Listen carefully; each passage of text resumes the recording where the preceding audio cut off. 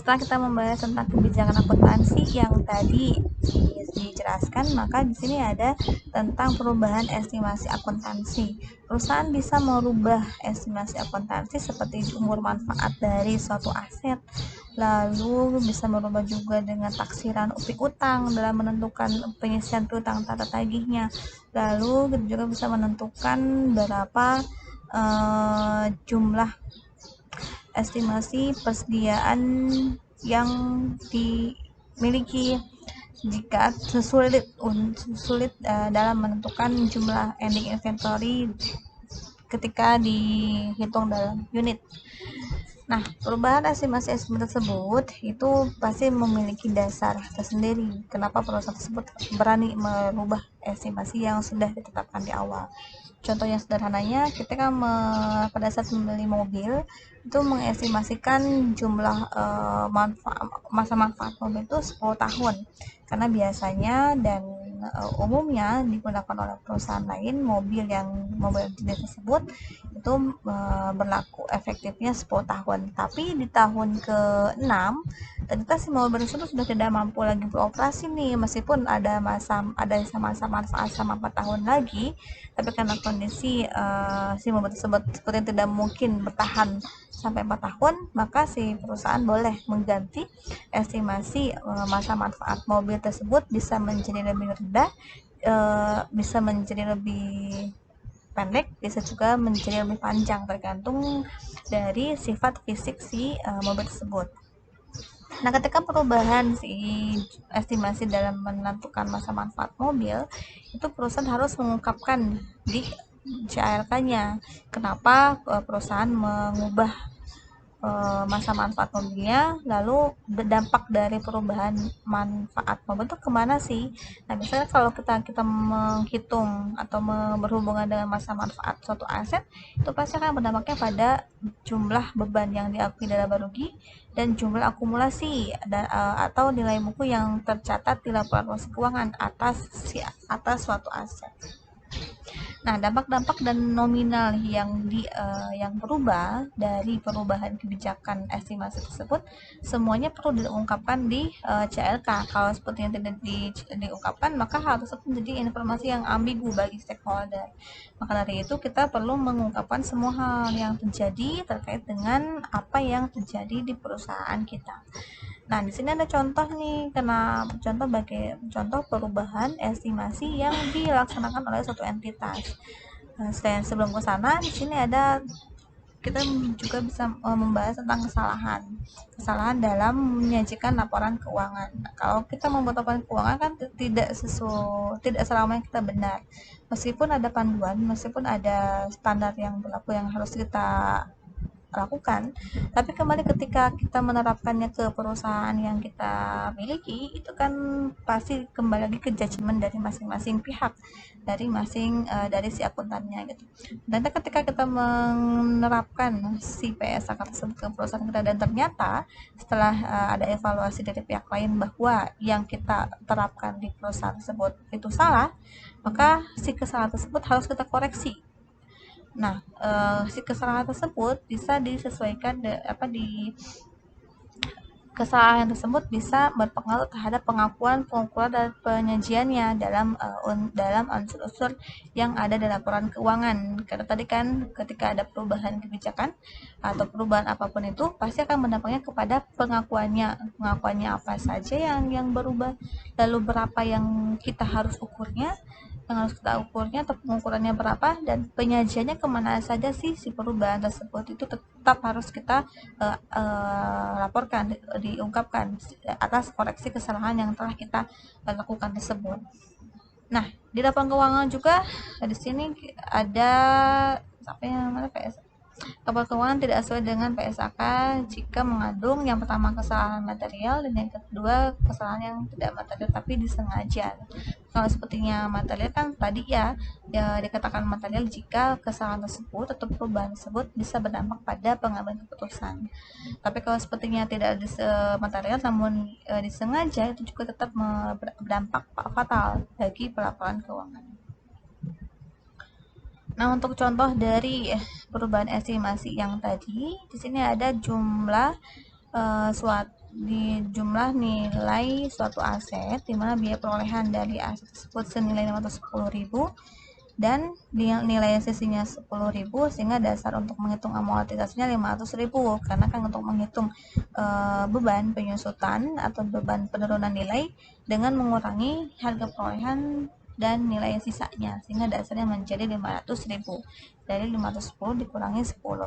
Masa manfaatnya itu awalnya tetap estimasi 20 tahun. Itu kan kalau estimasi manfaatnya 20 tahun, tinggal membagi dasar amortisasi dibagi dengan umur manfaat atau harga perolehan dikurangi nilai sisa dibagi masa manfaat, sehingga amortisasi per tahunnya 25.000. Nah, ternyata si aset tersebut sudah digunakan 2 tahun nih, sehingga jumlah akumulasinya sebesar 50.000. Nah, data ini akan dilaporkan di laporan posisi keuangan atau neraca, di mana di sini asetnya berupa tanaman, sehingga dilaporkan sebesar 510.000 sesuai dengan biaya perolehannya. Lalu akumulasi amortisasinya sebesar jumlah yang telah dilewati, karena sudah berlangsung 2 tahun dan bertahun 25.000, maka akumulasinya 50.000, sehingga nilai tercatatnya atas tanaman tersebut sebesar 460.000. Ternyata setelah kita evaluasi ada perubahan masa manfaat dari tanaman tersebut yang semula memiliki masa manfaat 20 tahun berubah menjadi 28 tahun. Maka dari itu kan kita di periode selanjutnya, berarti kan di tahun 2009 itu kita harus mengakui masa manfaatnya tidak 20 tahun lagi, melainkan 28 tahun. Maka dari itu di sini ada beban amortisasinya menjadi 16.250 dan akumulasinya juga menjadi 250. Contoh yang lain di sini ada perubahan, ada kesalahan dalam mencatat saldo akhir persediaan nih, tadinya 7 si nilai persediaannya ternyata oleh perusahaan beta dicatat lebih besar dari jumlah yang sebenarnya, sehingga menjadikan si pengakuan di saldo awal tahun 2000 eksa 2 itu terlalu tinggi atau overvalued sebesar 6.500, karena terlalu besar. Yang contohnya yang seharusnya DAWI-nya hanya 5.000, si perusahaan mengakui persediaan tersebut 11.500. Itu kan terlalu besar pengakuan atas persediaan tersebut. Harusnya 5.000 saja, ternyata diakuinya 11.500. Bahkan itu overvalued bagi laporan bagi saldo awal di tahun selanjutnya. Ini data dari PT Beta, di mana PT Beta memiliki penjualan 104, HPP-nya dapat 6.500, pajak penghasilan 5.250, di tahun 20 X1-nya penjualan 73, dan seterusnya. Ada pajak awalnya 30%, dan saldo awalnya ini 20, dan saldo akhirnya 34.000. Lalu untuk modal sahamnya 5.000 dan tidak memiliki komponen ekuitas lain kecuali saldo laba. Kita bisa melihat nih, kita akan menganalisis bagaimana perlakuan akuntansinya ketika ada kesalahan dalam mengakui jumlah suatu akun. Dan di sini akun yang diakuinya atas persediaan dengan kesalahan overvalue, pencatatan overvalue-nya senilai 6.500. Nah, di sini kan tadi awalnya penjualannya itu kan 73.000 ya, dan beban pokok penjualannya 53.500. Sedangkan ini pajak penghasilannya 6.000. Ternyata pada saat di evaluasi ada koreksi kesalahan di atas si persediaan tersebut. Seharusnya si persediaannya itu kita akuinya lebih besar, menjadi 60.000. Harus lebih kecil ya, makanya salah deh.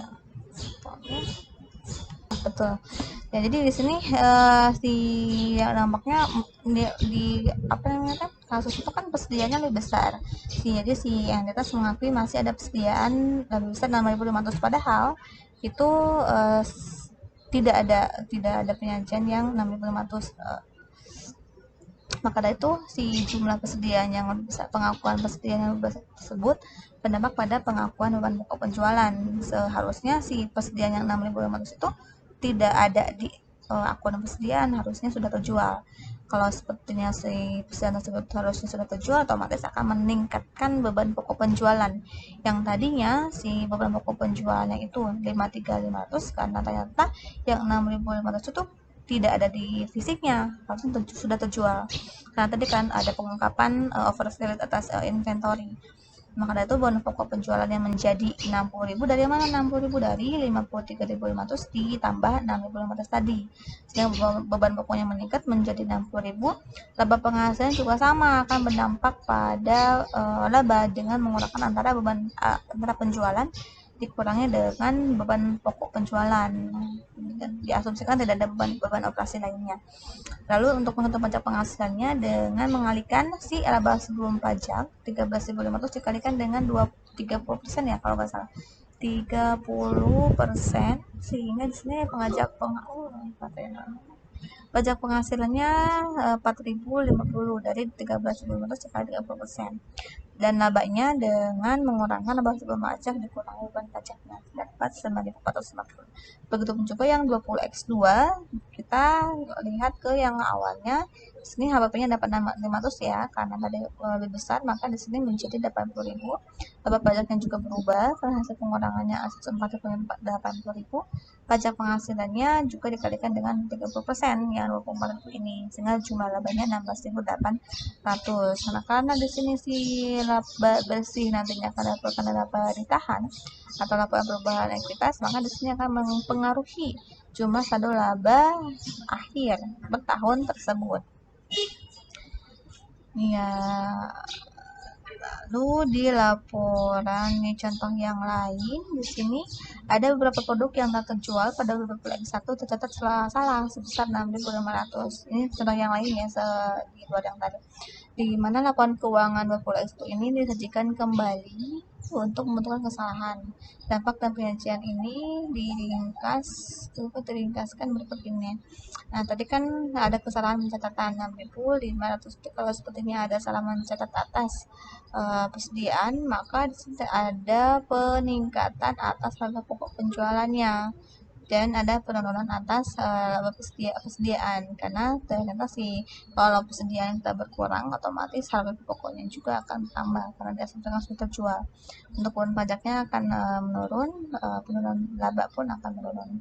Sehingga kalau seperti yang kita melihat di laporan posisi keuangannya, untuk hutang pajaknya juga menurun karena jumlah pajak yang harus dibayar juga menurun, serta ada penurunan dalam ekuitas.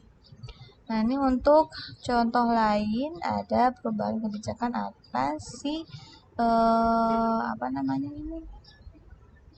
akuntansi penyusutan aset tetap.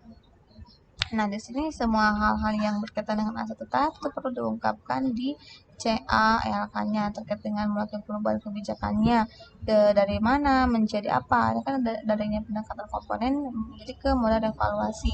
Terus alasan perubahannya apa? Ternyata alasan perubahan kebijakan tersebut dikatakan bahwa manajemen berpendapat bahwa kebijakan ini menyajikan informasi yang lebih relevan. Nah, hal-hal tersebut perlu diungkapkan di CRK. Lalu contoh lain juga di sini ada contoh kasus yang PT Indosat. Itu kan ada alasan-alasan yang diungkapkan oleh manajemen ya, terkait dengan perubahan kebijakan atas sewa operasi, yang dimana terkait dengan yang tadinya Tiba perusahaan harusnya melakukan klasifikasi elemen tanah dan bangunan dan sewa menanda setiap bisa apakah sebagai sewa pembiayaan dan atau sewa operasi. Nah, perubahan kebijakan dalam pengakuan sewa ini perlu diungkapkan lagi. Nah, kalau sekarang di sini, nah ini pengungkapan semuanya ya di CARK. Nah, ini penyajian perubahan kebijakan atas sewa yang dilaksanakan oleh PT Indosat. Di sini kita harus mengungkapkan dulu berapa jumlah yang disajikan di laporan keuangan sebelum dikoreksi kesalahannya atau disesuaikan. Nah, kita mengungkapkan di sini penyesuaiannya berapa dari hasil analisis kita. Tadi ya, kalau ada perubahan baik itu estimasi kebijakan ataupun menerapkan standar yang baru, kita harus menganalisis pengakuannya akan berdampak kemana, ke akun apa saja, pengukurannya berapa, dan penyajiannya kemana saja. Nah, ini penyesuaian hasil dari yang 3 tahapan tadi. Nah, ini ada penyesuaiannya dilampirkan di CARK ya. Sehingga di sini di akhir ada penyajian jumlah setelah disajikan kembali. Yang tadinya kan ini bisa dilihat ya, ada perubahan yang tadinya piutang 1,548 menjadi 1,536 karena ada penyesuaian. Nah, hal-hal tersebut, hal-hal yang penyesuaian ini kita bisa melihat di CLK atas suatu di CLK pada CLK di suatu entitas. Demikian yang bisa saya sampaikan. Terima kasih. Assalamualaikum warahmatullahi wabarakatuh.